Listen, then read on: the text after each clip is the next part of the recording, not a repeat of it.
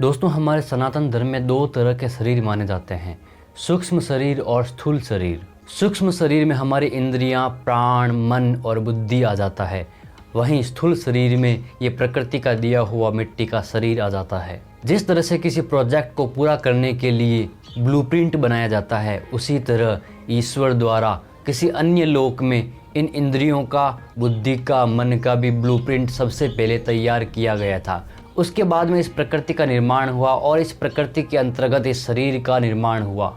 जीवों की उत्पत्ति हुई, वनस्पतियों की उत्पत्ति हुई। इसलिए कहा जाता है कि सबसे पहले इंद्रियों का निर्माण होता है। इसके बाद में इंद्रियां जीव के अंदर प्रवेश करती हैं और उसे इस प्रकृति को अनुभव करने के लायक बनाती हैं। और वे इंद्रियां इस प्रकृति के बिना, इस शरीर के बिना कुछ भी नहीं है। जब वो नासिका में प्रवेश करती है तब नासिका की इंद्रिय बन जाती है और वो कुछ सूंघ पाती है। कानों का सुनना, वाणी का बोलना, आँखों का देखना, इन्हीं सब इंद्रियों का कर्म है। इन सभी इंद्रियों में सबसे प्रमुख होता है प्राण। प्राण के बिना ये कोई भी इंद्रियां काम की नहीं है।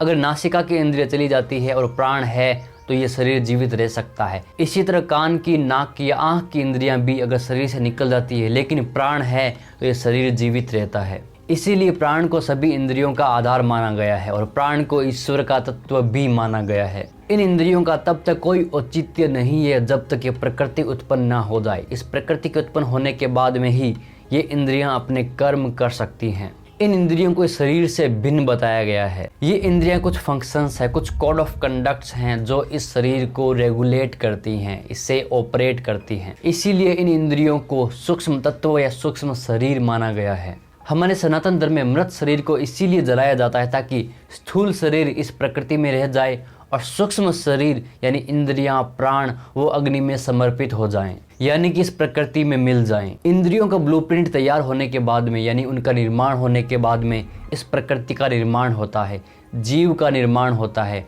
और इंद्रियां इस प्रकृति में प्रवेश करती हैं और जीवों की उत्पत्ति करती हैं और जीवों को इस लायक बनाती हैं कि उस प्रकृति में सर्वाइव कर सकें, इस प्रकृति को महसूस कर सकें, इस प्रकृति को अनुभव कर सकें। इसीलिए हमारे दर्शनों में इस प्रकृति को कंट्रोल में रखने के कई उपाय बताए जाते हैं। योग दर्शन में हठ योग के द्वारा इन इंद्रियों को रोककर, इन इंद्रियों को एक सेंट्रल पॉइंट पर लाकर इन्हें वश में करने की प्रैक्टिस की जाती है। क्योंकि इन इंद्रियों के बिना हम इस प्रकृति को महसूस नहीं कर सकते। इन इंद्रियों के बिना ना हम देख सकते हैं, ना सुन सकते हैं, ना कुछ सूंघ सकते हैं और ना ही बोल सकते हैं। यानी प्रकृति से हमारा कांटेक्ट पूरी तरह से टूट जाएगा। ये इंद्रियां ही है जो इस प्रकृति और इस शरीर के बीच में मीडियम बनी हुई हैं। दोस्तों, जो बातें मैंने यहाँ पर बताई है, इन्हीं सब की चर्चा हमारे उपनिषदों में होती है। हमारा सनातन धर्म कितना साइंटिफिक है कि वो कुछ मूल प्रश्नों पर बात करता है, मूल प्रश्नों पर चर्चा करता है, जिनकी जिज्ञासा हमें समय समय पर होती रहती है। ये किसी ऐसे ईश्वर की कल्पना नहीं करता जो सबको डराता है, सबको धमकाता है, सबको अपने बल का डर दिखाता है और सबको अपने कंट्रोल में रखता है, बल्कि यहाँ पर मूल प्रश्नों पर चर्चा की जाती है, मूल प्रश्नों पर बात की जाती है, जिज्ञासा को शांत करने का प्रयास किया जाता है। आज के इस वीडियो में हम उपनिषदों से और ब्रह्मसूत्र से कुछ ऐसे श्लोकों को देखेंगे जहाँ पर बताया गया है कि किस तरह से इन इंद्रियों की उत्पत्ति होती है और किस तरह वो इंद्रियां इस प्रकृति में प्रवेश करती हैं। हेलो नमस्कार दोस्तों, स्वागत है आपका अभिज्ञान में। आज के इस वीडियो में हम देखेंगे कि इंद्रियों की उत्पत्ति किस प्रकार होती है, वो इंद्रियां इस प्रकृति में कैसे प्रवेश करती हैं, वो इंद्रियां किसका भाग है, किससे उत्पन्न होती है, कैसे वो इस शरीर को, इस प्रकृति को अनुभव करने के लायक बनाती हैं। क्योंकि इन ज्ञानेंद्रियों और कर्मेंद्रियों के बिना हम कुछ भी नहीं है, हम इस प्रकृति से सर्वथा अलग हैं। इसीलिए अद्वैत में और दूसरे दर्शनों में इस प्रकृति को माया कहा गया है, यानी कि ये कुछ भी नहीं है, सब कुछ अद्वैत है। ये सिर्फ हमें अनुभव होता है हमारी इंद्रियों के कारण। जिस दिन हमने हठ योग के द्वारा इन इंद्रियों को कंट्रोल में कर लिया, उस समय हम इस प्रकृति से, इसके सुखों से, इसके दुखों से, इसके झंझावातों से सर्वथा अलग हो जाएंगे और परम शुद्ध चेतना की ओर अग्रसर हो जाएंगे। अब देखते हैं कि ब्रह्मसूत्र में और मुंडक उपनिषद में इंद्रियों की उत्पत्ति के बारे में क्या लिखा हुआ है। ब्रह्मसूत्र के दूसरे अध्याय के चौथे पाद में लिखा है कि तथा प्राणः, यानी प्राण शब्दवाच्य इंद्रियां परमेश्वर से ही उत्पन्न होती हैं। जिस प्रकार आकाश आदि पांचों तत्व और अन्य सब परब्रह्म परमेश्वर से उत्पन्न होते हैं, उसी प्रकार समस्त इंद्रियां भी उसी परमेश्वर से उत्पन्न होती हैं। मुंडक उपनिषद में स्पष्ट लिखा गया है कि इस परब्रह्म परमेश्वर से ही प्राण, मन, समस्त इंद्रियां, आकाश, वायु, ज्योति, जल और सबको धारण करने वाली पृथ्वी उत्पन्न होती है। जैसा कि मैं अपने पिछले कई वीडियोस में इस ब्रह्मांड की उत्पत्ति की जो थ्योरी हमारे उपनिषदों में आई है उस पर बात कर चुका हूं और कई श्लोकों के बारे में आपको बता चुका हूं। वहां पर एक श्लोक आता है बहुश्याम प्रजाये, यानी वो परमात्मा इस प्रकृति को, इस ब्रह्मांड को उत्पन्न करता है और उसी को अपने आप में फिर से विलय कर लेता है। इसी तरह से इस ब्रह्मांड की उत्पत्ति होती है, यानी कि ब्रह्मांड उस परमात्मा का ही एक रूप है। परमात्मा इस ब्रह्मांड के रूप में अपने आप को ही विस्तार देता है और अपने आप में ही विलय कर लेता है। इसी तरह से यहाँ मुंडक उपनिषद में बताया जा रहा है कि प्राण, मन, इंद्रियां ये सब कुछ उसी परमात्मा से उत्पन्न होती है और प्रलय काल में उसी में विलीन हो जाती है। आगे छांदोग्य उपनिषद में लिखा आता है कि भक्षण किए हुए तेज का जो सूक्ष्म अंश है वह एकत्र होकर वाणी बनता है। तेजस पदार्थ का सूक्ष्म अंश वाणी को बलवान बनाता है। यहाँ खाए हुए अन्न से मन की और पिए हुए जल से प्राणों की उत्पत्ति बताई गई है। ब्रह्मसूत्र में आकाश आदि तत्वों के पहले इंद्रियों की उत्पत्ति कही गई है। यहाँ पर बताया जाता है कि इस प्रकृति से ही बाद में इंद्रियों और प्राण का पोषण होता रहता है। और आगे ब्रह्मसूत्र में बताते हैं कि आकाश आदि तत्वों से, यानी इस प्रकृति से पहले ही इन इंद्रियों की उत्पत्ति हो जाती है। जब तक ये मैटर यूनिवर्स एग्जिस्टेंस में आता है उससे पहले ही हमारे सेंसेस यानी इंद्रियां उत्पन्न हो जाती हैं। यानी कि इस प्रकृति का निर्माण किस तरह से होगा, इस शरीर का निर्माण किस तरह से होगा, जीव का निर्माण किस तरह से होगा, इन सब का ब्लूप्रिंट पहले ही तैयार कर लिया जाता है। यानी कि इस प्रकृति वाला ये शरीर जब उत्पन्न होगा तब पहले से ही इंद्रियों वाला मटेरियल परमात्मा के पास में मौजूद होगा ताकि वो इस प्रकृति में उन इंद्रियों को, उन सेंसेस को डाल सके ताकि ये शरीर, ये जीव इस प्रकृति को महसूस कर सके। क्योंकि अगर पहले प्रकृति बन जाती है और पहले शरीर और जीवों का निर्माण हो जाता है और बाद में सेंसेस का निर्माण होता है तब ये बिल्कुल भी तर्क संगत बात नहीं बैठती है। क्योंकि बिना इंद्रियों के ये प्रकृति, ये जीव कुछ भी काम का नहीं है। इसीलिए इंद्रियों का ब्लूप्रिंट पहले तैयार किया जाता है, इसके बाद में उनका प्रकृति में प्रवेश करवाया जाता है। शतपथ ब्राह्मण में ऋषियों के नाम से इंद्रियों का 5 तत्वों की उत्पत्ति से पहले होना कहा गया है तथा मुंडक उपनिषद में भी इंद्रियों की उत्पत्ति 5 भूतों से पहले बताई गई है। जो 5 महाभूत हैं, जल, वायु, अग्नि, आकाश और पृथ्वी, इन सब से पहले इंद्रियों की उत्पत्ति होती है। यानी कि ये 5 महाभूत तो इस प्रकृति के अंश हैं, इस प्रकृति के एलिमेंट हैं। इनसे पहले ही इंद्रियों की उत्पत्ति हो जाती है जो कि सूक्ष्म शरीर के अंतर्गत आती है। छांदोग्य उपनिषद में आता है कि उन 3 तत्व रूप देवताओं में जीवात्मा के सहित प्रविष्ट होकर उस ब्रह्म ने नाम रूपात्मक जगत की रचना की। यहाँ जगत की उत्पत्ति ब्रह्म के प्रवेश पूर्वक बताई गई है।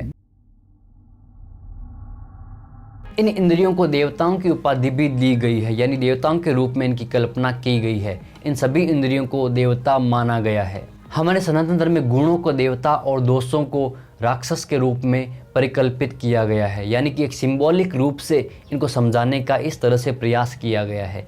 यहाँ पर इंद्रियों को भी देवता का रूप दिया गया है। हर एक सिद्धांत को, हर एक कंसेप्ट को समझाने के लिए हमारा सनातन धर्म सिंबोलिज्म का सहारा लेता है ताकि हर किसी को मनोरंजक तरीके से समझाया जा सके। जिस तरह से वर्षा को इंद्र का रूप दिया गया है, वायु को वायुदेव, अग्नि अग्निदेव, सूर्य को सूर्यदेव के रूप में एक परिकल्पना की गई है, उनकी कुछ छवियां बनाई गई है, उसी तरह से इंद्रियों को भी यहाँ देवता माना गया है। सनातन धर्म में सारी प्राकृतिक शक्तियों को भी देवताओं का रूप दिया जाता है। इसीलिए हम नदियों को देवी मानते हैं, पहाड़ों को भी देवता मानते हैं, नागों को भी पूजते हैं, पेड़ों को भी पूजते हैं, यानी इस पूरी प्रकृति को पूजते हैं। यानी कि इस प्रकृति को देवताओं का ही रूप मानते हैं, या कहें कि इस प्रकृति के सारे तत्वों में हम देवतापन को समाहित कर देते हैं।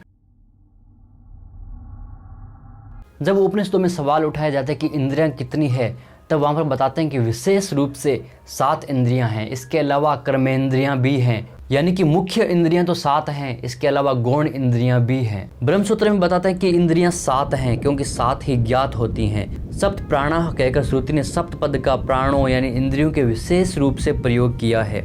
मुंडक उपनिषद में आता है कि मुख्यतः 7 इंद्रियां ही ज्ञात होती हैं और श्रुति ने जिनमें 7 प्राण अर्थात आँख, कान, नाक, रसना, त्वचा, वाक और मन, ये 7 इंद्रियां विचरती हैं, वे लोक 7 हैं।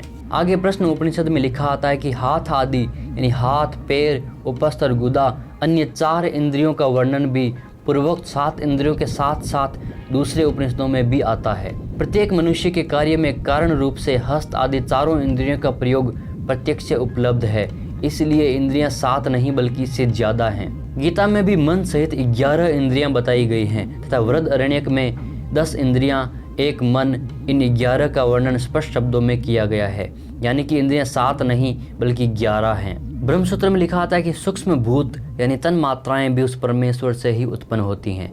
जिस प्रकार इंद्रियों की उत्पत्ति परमेश्वर से होती है, उसी प्रकार 5 महाभूतों का जो सूक्ष्म रूप है, जिसको दूसरे दर्शनकारों ने परमाणु के नाम से कहा है और उपनिषदों में मात्रा के नाम से जिनका वर्णन है, वे भी परमेश्वर से ही उत्पन्न होती है, क्योंकि वहाँ उनकी स्थिति उस परमेश्वर के ही आश्रित बताई गई है। हमारे दर्शनों में से एक वैशेषिक दर्शन में इन सूक्ष्म तत्वों को यानी कि इन इंद्रियों को अणु माना गया है। वहीं वेदांत कहता है कि त्वचा इंद्रिय को अणु नहीं कहा जा सकता, क्योंकि वह शरीर के किसी एक देश में सूक्ष्म रूप से स्थित न होकर समस्त शरीर को आच्छादित किए हुए रहती है। दोस्तों, हमने इस वीडियो में जाना कि इंद्रियों की उत्पत्ति किस प्रकार से होती है, कितनी इंद्रियां हैं, कैसे इंद्रियों को देवताओं का रूप दिया गया है, कैसे इस ब्रह्मांड की उत्पत्ति से पहले इंद्रियों की उत्पत्ति होती है, यानी कि ब्लूप्रिंट तैयार किया जाता है इस प्रकृति के लिए। इसके बाद में प्रकृति का निर्माण होता है और इंद्रियां इस प्रकृति में प्रवेश करती हैं और जीव का निर्माण होता है, जीवन की शुरुआत होती है। कोई इन बातों से एग्री करे या ना करे, इससे फर्क नहीं पड़ता, लेकिन फर्क इससे पड़ता है कि उपनिषदों में मूल प्रश्नों पर विचार किया जा रहा है। इंसान में जो एक अपने आप को समझने की, इस प्रकृति को समझने की जिज्ञासा उठती है, उसका समाधान करने का प्रयास किया जा रहा है। एक नया कंसेप्ट दिया जा रहा है, एक साइंटिफिक वे में इस प्रकृति को, इस ब्रह्मांड को, इन इंद्रियों को, इन सेंसेस को समझने का प्रयास किया जा रहा है।